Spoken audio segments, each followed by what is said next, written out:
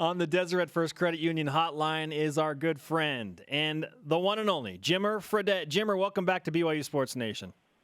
Hey, how you guys doing? We are fantastic. And just so you know, you're probably busy with basketball, but if you want to come hang out in Vegas and play Phase 10 and stuff, you're certainly welcome to do that with us. Hey, I mean, it sounds like a great time. Phase 10 is a great game. Sounds like a Sunday afternoon for every married Mormon couple, right? Oh, yeah. I'm all about the games. Jimmer, first of all, it's been fun to watch you play in the DLeague and that transition. What went into the decision to kind of go back and take that route as you continue to pursue the NBA dream? I think the biggest thing, I mean, we took everything into consideration, after I was waived by the Spurs to see what would be best for myself and my family and my career going forward. And we felt at this point being a part of the Knicks organization with Westchester was the best thing for us. We play an NBA-type schedule and NBA games and all the NBA rules and everything. And I knew that I would have an opportunity to play a lot and be able to have the ball in my hands and be able to go out and hopefully get into a rhythm and feel good about how things are going. So I was excited to be a part of this team. And so far, things have been going pretty well, but I'm just focusing on trying to get better. Jimmer, are you having fun with this whole situation? Yeah, for sure. I mean, it's been fun. The guys are really good guys. We have a good setup over here with the Westchester Knicks, the best setup in the D-League. We practice in the Knicks practice facility. We have all the same, things that we can use, the weight room and, medical staff and all that stuff. So it's a really good setup. And the games have been fun. It's fun to be able to go out and play and just go out and do what you do. 2011 National Player of the Year in college basketball. Follow him on Twitter at Jimmer Fredette with us on BYU Sports Nation. You score 37 in your D-League debut and in front of Floyd Mayweather, no less. Are you now officially part of the money team? No, I don't think so yet. But we have a guy on our team, Jordan Crawford. He is good friends with Floyd Mayweather, and so that's why he came to support him, support his friend, and just happened to be the game. I played well in my first game, so it was definitely a good showing. What was that like to have him courtside? And I think you mentioned in the post game that he was saying stuff to you, like keep shooting, I guess. Yeah, he just told me to keep shooting the ball every time I touch it. He's like, I don't want to see anybody else shooting except for you. And he just kept saying it the whole game. So I was taking his advice and shooting the basketball, and it was going in that night. Are you going to bring him to the NBA with you and have him courtside again and say, hey, hear this? Can you hear this guy? Yeah, that would be great, actually. If he could if he could put a little out there and tell him that I can shoot the ball, that'd be great. With Jimmer Fredette on BYU Sports Nation. Big week for BYU basketball last week when they broke ground for the new BYU Marriott Center Annex. When you got word that was actually happening and to see this come to fruition, what does that mean to you, Jimmer? It's a huge step for BYU basketball. When you look at all the great programs out there in the country, every single one of them has amazing facilities with a great practice facility that's all about the basketball team. And I think that's what BYU had been missing for a long time. And now that they're going to have that, it's just going to attract more and more players and just be great for recruiting and for the players and for player development. It's just going to be an awesome thing, and I'm definitely going to go back in the summers and use it for sure. I'm going to try to use it as much as I can. And so are we during, I think, the lunchtime period. That's when we're going to try and use it. What actual difference on the court do you think that will make, Jimmer? Well, I think the biggest thing is that guys can get in there and practice whenever they want, and it can help with the player development. But like I said before, it's also going to help with recruiting. So you're going to attract bigger and great recruits. Coach has done an amazing job with that anyway, but we can still have a further reach, even with further reach with a great practice facility and kids come in. When I was in college, I wanted to see what the facilities were like. I wanted to be like, oh, this is a beautiful facility. I want to practice here every day. And that's something that kids take into consideration for sure. Now, we hear stories of Kyle Collinsworth and Tyler Haws where they didn't have a wristband, and so they didn't get a shoot in the Richards building sometime. Do you have similar stories? Oh yeah, all the time. Yeah, we were the kings of that for sure. Me and Lamont Morgan and Charles I mean, yeah, Charles probably got kicked out the most. But That's a thing Charles would do. Yeah. Yeah, Charles is funny, but yeah, I mean, it definitely happens. I mean, obviously they have the rules in place for a reason, and they need to have those courts open for students and everything. So I mean, it was a tough deal. It was a fine line, and that's why it was important. We needed a practice facility. Yeah, you're way too nice. Your senior year, they shouldn't be kicking you out. Your senior year, when Jimmer Mania is going on, did you ever go in there to shoot and were denied? I was definitely. They tried to for sure. I usually had students that would come to the rescue though and be like, "Hey, we're gonna. He can take my spot. Let him shoot. This is big time. He's got a game coming up. Everything." So the students came to my side, but hey, if they were gonna kick me out, I wasn't gonna argue with them. I would say, "Hey, all right, no problem.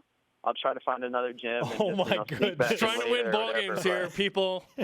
That's hilarious. Hey, yeah. Sorry, I'm just trying to be the national player of the year. Jimmer Fredette with us on BYU Sports Nation. BYU knocks off Utah State last night in what Dave Rose called the best game of the year up to this point. What are your thoughts on BYU's new look, offense and defense this year after losing Tyler Haws and now starting kind of a new regime with a post presence, Jimmer? Yeah, for sure. They're trying to find a little bit of a new identity, and it's something that we've been very guard-oriented, as we've played the last 3 or 4 years especially, but back when Coach first started, he had, Trent Playstead, Keena Young, and guys that were post players that he was playing through. And, I think that's something that they have now with Kyle Davis and Corbin and guys that you can throw the ball into and attract some attention. Kyle's been doing a great job, but obviously they have some really good shooters in the outside, and Kyle Collinsworth to do it all. So, I mean, they have a good mixture. It's just finding, how to play together in the system. And I think that, they're doing a good job of it. It takes a little bit of time, but that was a really great game that they played last night. So that should give them a lot of confidence. What's it going to take for you to get back into the NBA this season? Just a team to pick me up. I mean, I think that, teams know what I can do. I think they've seen it. I think they know that I can shoot the ball and help a team. It's all about a coach that feels like I can help their team. And, I don't think there's necessarily a certain number that I need to hit in order to get back into the NBA. I think they have seen that I can shoot the ball and I can play. If given an opportunity. So it's all about hopefully having a coach and a team that has a need of a guard that is going to come off the bench and score for them. And, hopefully that'll happen this season. Do you want it to be the New York Knicks because you're a New York guy, Jimmer? It doesn't matter to me. I mean, I'd love it to be a Knicks. I'm here, part of the Knicks organization, and they're an amazing organization. They play in the best arena in the world. And, so it would be fun being from New York, but I just want to play for whatever team wants me. And, that's the bottom line. I have no favorites and would love to just be able to be a part of the team. It's the 5th season post BYU. Do you feel like after, 4 and whatever we're into the 5th season, you've been given a fair shot, or do you have more to prove? I definitely have more to prove, but I've had opportunities to play. The biggest thing is that I haven't had an opportunity to play consistently on a consistent basis. I'd go in and I'd play in the lineup for 3 or 4 games, and then I'd sit for the next 2 or 3 or 4 games. So I haven't been in a lineup consistently where, I felt like I've been able to get into a rhythm of a team and know exactly what I was supposed to do every single night when I got out there. So, I'm still looking for that opportunity. Hopefully it will come. But, it's been an up and down ride, but that doesn't faze me. You just got to continue to keep going and know that you can play at this level, and you just have to hopefully find an opportunity. Jimmer, if and when that call-up does come, how does that work going from the D-League to the NBA? What kind of stipulations are there in terms of what teams you can go to and or who you can't go to? Yeah, no, for the NBA, I can go to any team. As part of the D-League, unless you're a part of an organization already and then get set down. As a player that got drafted into the D-League and didn't have any affiliated rights, I can go to any NBA team at any time. And that's kind of how it happened with the Pelicans. And it happens really quickly. They just call you and they're like, all right, we would like you to come and be on the first flight tomorrow. And I got, so it was that night, and I packed my things up and was on the first flight tomorrow to New Orleans. So, yeah, for me, it doesn't matter what team it is. Any team can pick me up at any time. Right now in BYU Sports Nation, the conversation is all about who's going to be the new head coach for BYU football. It feels like it's down to Kalani Sitake, Kenya Matalolo, Kyle Whittingham. Maybe there's others. Do you have a preference on who the new guy is, Jimmer? I don't necessarily have a preference. I think those three names that you just said obviously would be really good head coaches for BYU, all BYU guys.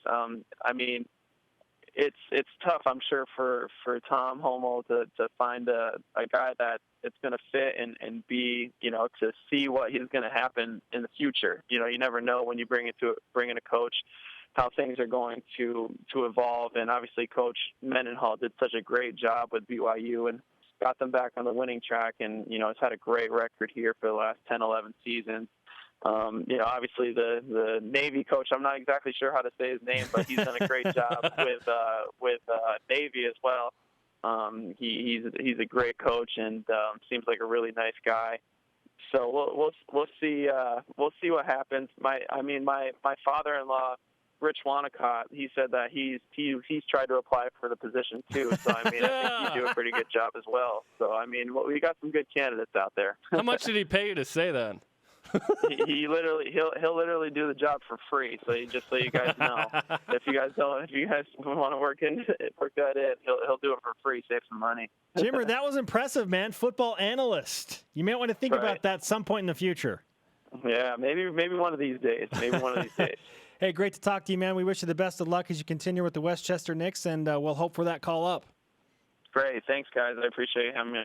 Jimmer Fredette on the Deseret First Credit Union Hotline. Deseret First, your values, your timeline, your financial future. And they played tonight against Grand Rapids, I believe. So a game day interview with his Jimmerness. I love the picture that we put up on the screen. It's like this GQ picture as opposed to like your normal headshot. That's the best headshot we've ever put up on the screen.